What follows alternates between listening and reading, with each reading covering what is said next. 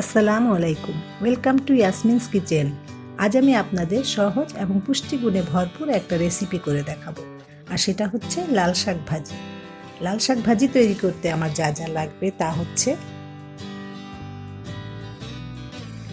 শাক 3 আটি বা 1 কেজি, পেঁয়াজ কুচি 1/4 কাপ, তেল 1/4 কাপ, রসুন কুচি 1 টেবিল চামচ, লবণ 1 চা চামচ এবং কাঁচামরিচ 5-6টা।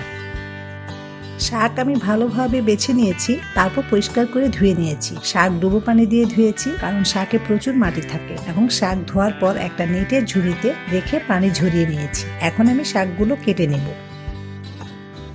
শাকগুলো আমি একটু ছোট ছোট করে কাটতেই পছন্দ করি। শাক কাটার পর আমি একটা প্যানে শাক নিয়ে নিলাম। এখন মিডিয়াম জালে এটাকে সিদ্ধ করে নেব। এখন শাকে 1 চা চামচের একটু কম লবণ দিয়ে দিলাম।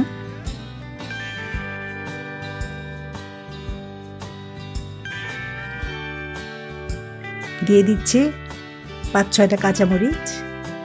কাঁচামরিচ সামান্য চিড়ে নিয়েছি।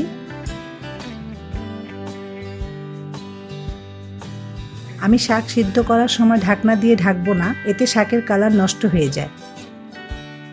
কিছুক্ষণ পর পর একটু নেড়ে চেড়ে দিচ্ছি।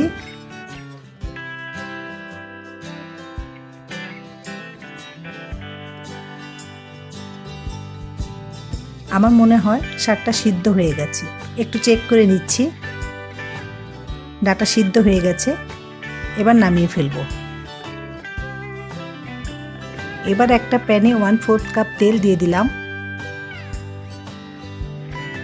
তেল একটু গরম হলে দিয়ে দিচ্ছি রসুন কুচি। রসুন কুচি একটু নেড়ে চেড়ে ভেজে নিব। রসুন হালকা সোনালি রং হলে পেঁয়াজ কুচি দিয়ে দিব। পেঁয়াজ রসুন একসাথে ভেজে নিব। নেড়ে চেড়ে ভাজতে হবে, পেঁয়াজ রসুন যাতে পুড়ে না যায়। শাকে তেল পেঁয়াজ একটু বেশি দিলে টেস্ট ভালো হয়, তবে ঝাল আর লবণ অবশ্যই আপনাদের পছন্দ অনুযায়ী দিবেন। পেঁয়াজ ভাজা হয়ে গেছে, এখন সিদ্ধ করা শাক দিয়ে দিব।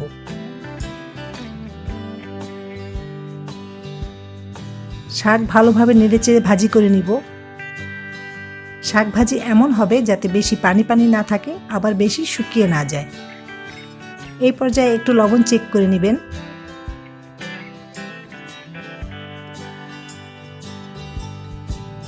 শাক চামচ দিয়ে চেপে চেপে একটু ভর্তা করে দিতে হবে।